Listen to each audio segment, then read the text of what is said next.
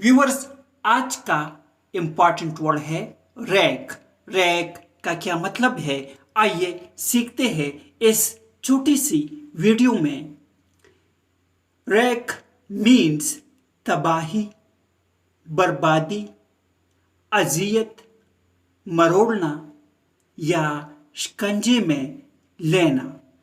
आइए इस वर्ड को सेंटेंसेस में इस्तेमाल करते हैं। The house went to wreck and ruin. इसका मतलब है घर टूट फूट का शिकार हो गया। Put these tools back in the rack. इसका मतलब है इन आलात को रैक में वापस रखिए। Viewers, subscribe this channel to improve your English vocabulary in Urdu, Hindi. Viewers, video को लाइक और शेयर ज़रूर करें।